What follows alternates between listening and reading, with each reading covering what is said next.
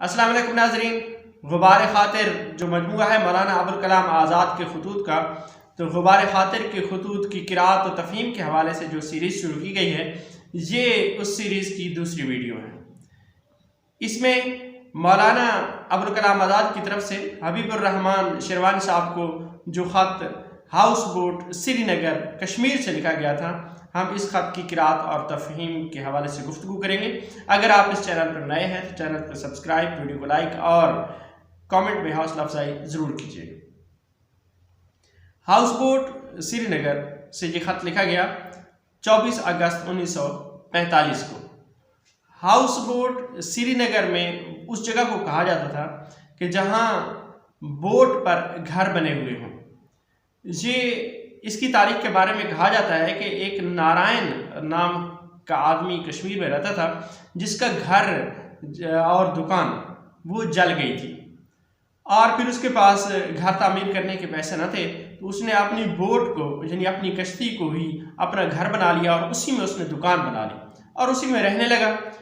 फिर जब अंग्रेज़ वहाँ पे पहुँचे तो महाराजा के हुक्म के मुताबिक बाहर से आने वाले किसी आदमी को वहाँ पे ज़मीन ख़रीदने की इजाज़त नहीं थी कि वहाँ पे घर बना के रह सके।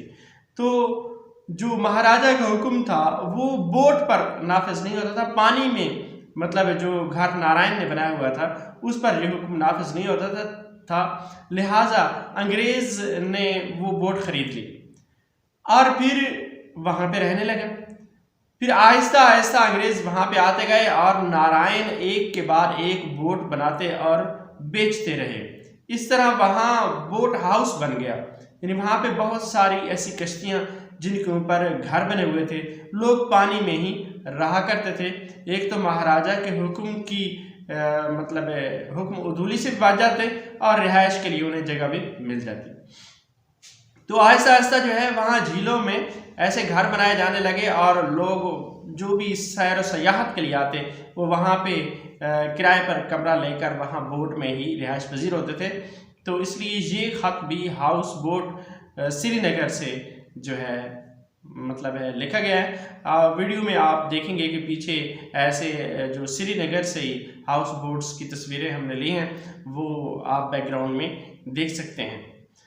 तो ये ख़त 24 अगस्त 1945 को लिखा गया। इसमें सबसे पहले मौलाना एक शेर लिखते हैं फारसी का, गहे आज दस्त गाहे आज दिल व गहे जपा मानम। गहे आज दस्त गाहे आज दिल व गाहे जपा मानम, बसुरअत मी रबी ए उम्र मी तरसम के वा मानम। अब इसका तर्जुमा देखिए। गहे का मतलब होता है कभी, गहे आज दस्त कभी हाथों से, गाहे आज दिल कभी दिल से, व गाहे जपा और कभी पा यानी पाँव से, मानम ख़त्म हो रही है। यानी कभी दिल की कुव्वतें, कभी हाथ की कुव्वतें, कभी दिल की कुव्वतें और कभी पाँव की कुव्वतें ख़त्म हो रही हैं। बसुरत मी रबी ए उम्र, उसकी वजह क्या है? कहते हैं कि ए उम्र तू बड़ी तेज़ी के साथ जा रही है। मी तरसम के वा मानम, और मैं इसी बात से डरता हूँ कि आहिस्ता आहिस्ता मैं और मेरी तवानाइयों में फासला हो रहा है, यानी मेरी ताकतें मेरी तवानाइयाँ छोड़ रही हैं। कभी हाथों की ताकत ख़त्म हो रही है तो कभी दिल की ताकत ख़त्म हो रही है और कभी पाँव की, यानी चलने फिरने से मैं माजूर हो रहा हूँ। और ए उम्र, ये उम्र जो है बड़ी तेज़ी के साथ जा रही है और मैं इसी बात से डरता हूँ कि मुझ में और मेरी ताकतों में फासला बढ़ रहा है, यानी ताकतें मुझसे दूर होती चली जा रही हैं। इसमें मौलाना अपनी नाताकती, अपनी सेहत की खराबी और अपनी बढ़ती उम्र की तरफ इशारा कर रहे हैं। सदी के मुकर्रम तकरीबन खतूत में जो हबीबुर रहमान शेरवानी साहब के नाम लिखे गए हैं, उन सब में वो उन्हें खिताब सदी के मुकर्रम से ही करते हैं। ज़िंदगी के बाज़ार में जिनसे मकासद की बहुत जुस्तजुएँ की थी, लेकिन अब एक नई मता की जुस्तजू में मुब्तला हो गया हूँ। यानी कहते हैं कि ज़िंदगी जो मैंने गुजारी है उसमें जिनसे मकासद, यानी बहुत से मकसद की जमन, तो बहुत से मकासद को पूरा करने के लिए मैंने बहुत जस्तजुएँ की, यानी बहुत कोशिशें की। लेकिन अब कहते हैं कि अब इस उम्र के इस हिस्से में मैं एक नई मता, एक नए सामान की जुस्तजू में मुब्तला हो गया हूँ, यानी एक नई चीज़ मुझे ढूंढनी पड़ गई है।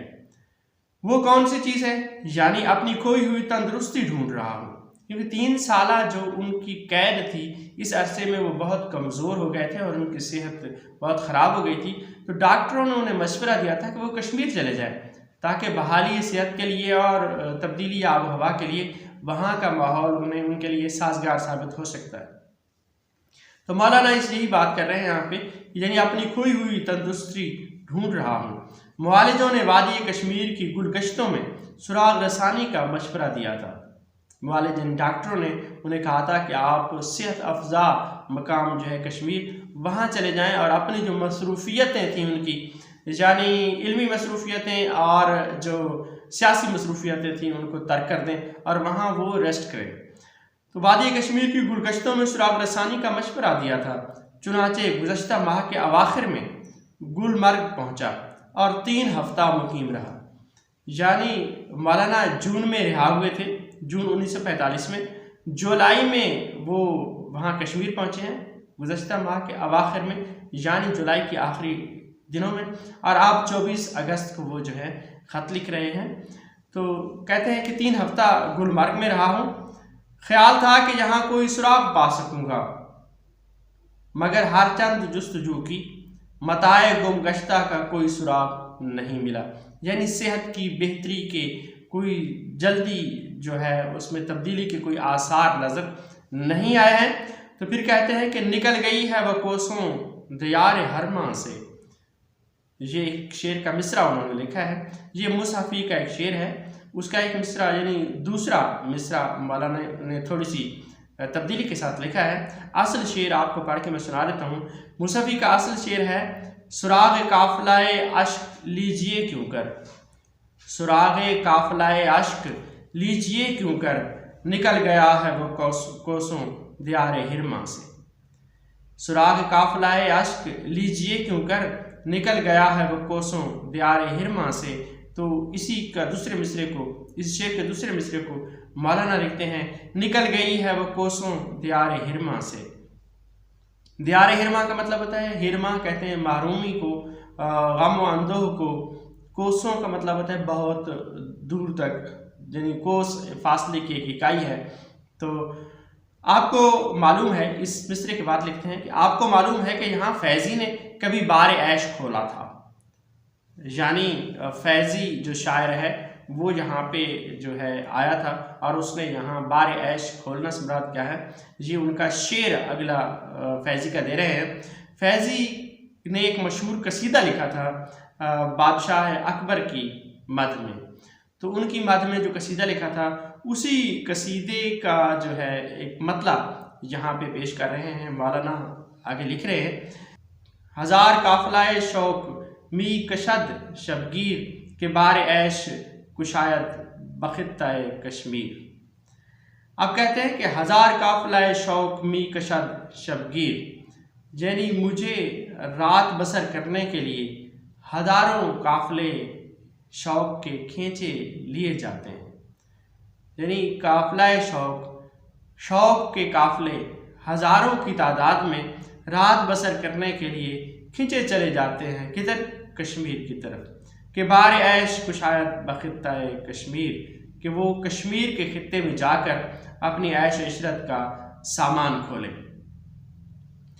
तो क्या कहता है ये फैज़ी के शेर मौलाना ने यहाँ दिया कि हज़ारों काफ़िलाए शौक में कशद शबगीर, रात बसर करने के लिए शौक के हज़ारों काफ़िले चले जा रहे हैं और के बार ऐश कुशायद बखित्ताए कश्मीर, के कश्मीर के खित्ते में जाके वहाँ पे वो ऐश इशरत का सामान खोलें और वहाँ पे वो रात बसर करें।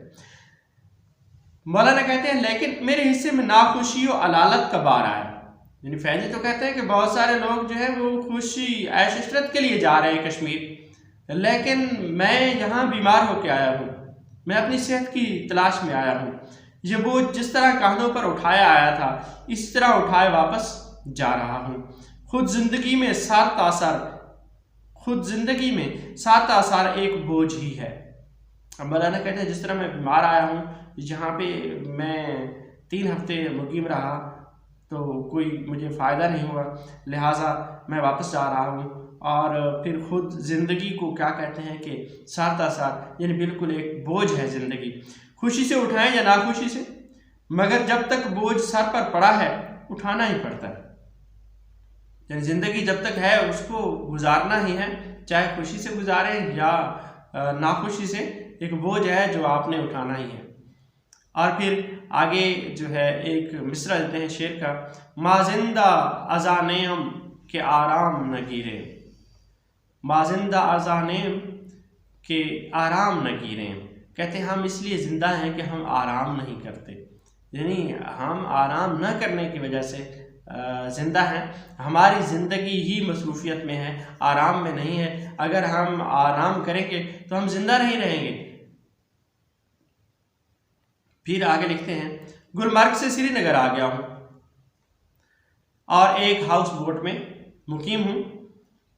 यानी मौलाना गुलमर्ग गए, 3 हफ्ते वहाँ पे रहे, जुलाई के अवाखिर में वहाँ गए, 3 हफ्ते वहाँ पे रहे। वहाँ पे सेहत की बहाली के आसार नज़र नहीं आए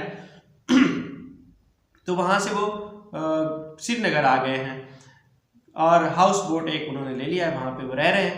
कल गुलमर्ग से रवाना हो रहा था कि डाक आई, यानी मौलाना अभी अभी पहुँचे हैं वहाँ पे श्रीनगर हाउस बोट में, यानी पिछले दिन ही वो गुलमर्ग से रवाना हो रहे थे।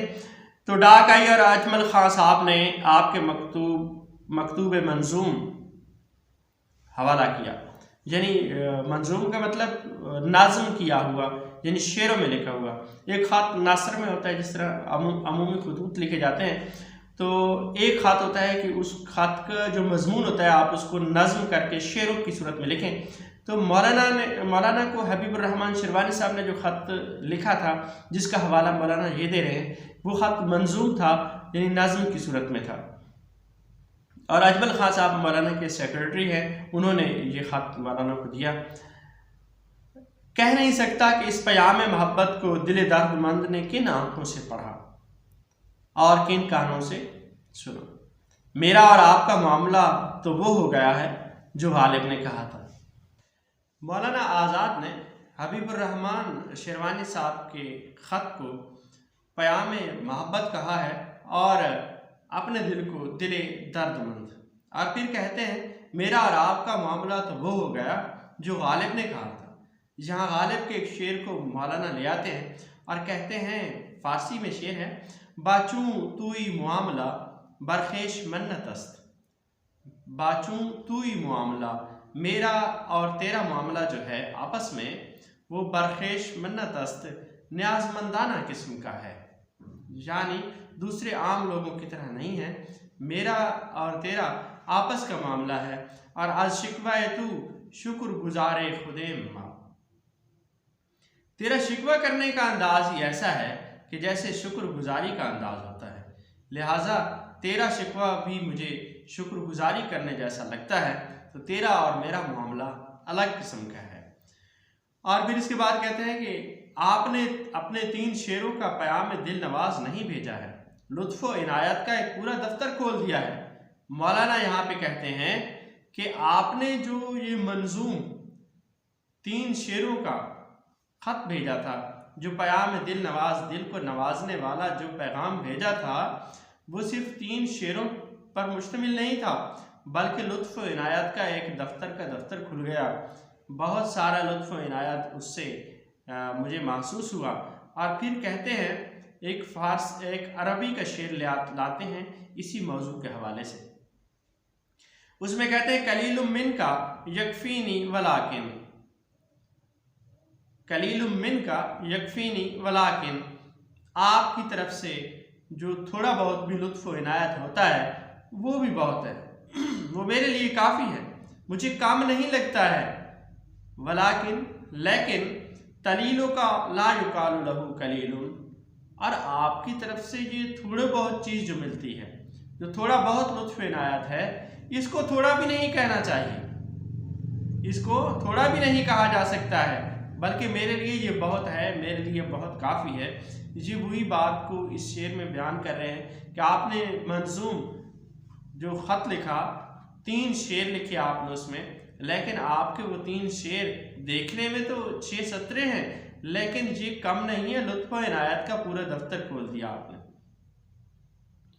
फिर कहते हैं इन सतूर को आइंदा खामा फरसाइयों की तमहीद तस्वुर कीजिए। ये सतरें जो मैंने ये ख़त लिखा आपको, इसकी जो सतरें हैं, ये आइंदा जो हम खामा कहते हैं कलम को, और खामा फरसाई यानी कलम से लिखना। आइंदा जो हम खामा फरसाइयाँ करेंगे, जो मैं आपको खतूत लिखूँगा, जो मेरी तहरीरें होंगी, ये सतरें उन तहरीरों की एक तमहीद होंगी। तमहीद यानी कोई भी गुफ्तगू शुरू करने से पहले जो आगाज़ या इब्तिदा में उसका तारुफ करवाया जाता है, वो उसकी तमहीद कहलाता है। तो मौलाना इस ख़त की सतूर को आइंदा के खतूत की तमहीद करार दे रहे हैं। फिर कहते हैं रिहाई के बाद जो कहानी सुनानी थी वो अभी तक नोके कलम से आशना ना हो सकी। यानी पिछले ख़त में भी मौलाना कहते हैं कि दिल हिकायतों से लबरेज है, लेकिन ज़ुबान को फुर्सत नहीं और मोहलत का मुंतज़िर हूँ। यानी बहुत सारी बातें ऐसी हैं, बहुत सारी कहानियाँ मेरे पास हैं, बहुत सारे वाक़यात हैं जो आपको सुनाने हैं, लेकिन मुझे फुर्सत नहीं मिल रही, मोहलत का मुंतज़िर हूँ। और यहाँ भी कहते हैं कि रिहाई के बाद जो कहानी आपको सुनानी थी वो अभी तक नोके कलम से आशना नहीं हुई, यानी अभी मैंने उसको लिखा नहीं। जब लिखूंगा तो आपको लिख के भेजूंगा। और वो जो 24 खतूत भी मौलाना ने लिखे अपने 3 साल कैद के दौरान में कला अहमद नगर में, वो भी मौलाना हबीबुर रहमान शिरवानी के नाम ही थे। और ये दूसरा ख़त मौलाना का जो है, ये भी कश्मीर से जो लिख रहे हैं, ये भी शिरवानी साहब के नाम है। और अगला ख़त जो मौलाना का है इस मजमूए में मुबारक खातिर में, तीसरा ख़त, वो भी उन्होंने नसीम बाग श्रीनगर से लिखा है और मौलाना हबीबुर रहमान शिरवानी को ही लिखा है। तो जो है इंशाल्लाह अगले ख़त को भी हम उसकी क़िराअत तफ़हीम पे बात करेंगे अगली वीडियो में। इसके बाद मौलाना कहते हैं वस्सलामु अलैकुम वरहमतुल्लाहि वबरकातुहू, और आखिर पर अपना नाम लिखते हैं अबुल कलाम आज़ाद। तो ये दूसरा ख़त जो है इस वीडियो में पेश किया गया। इंशाल्लाह अगले ख़त में जो है अगली वीडियो में तीसरा ख़त पेश किया जाएगा, उसकी क़िराअत और तफ़हीम के बारे में गुफ्तगू होगी। कमेंट्स में ज़रूर बताया कीजिए और हौसला अफजाई भी कीजिए और अपने मशवरों से भी नवाजिएगा कि हम किस तरह इसको मज़ीद बेहतर बना सकते हैं। अगली वीडियो तक के लिए अल्लाह हाफ़िज़।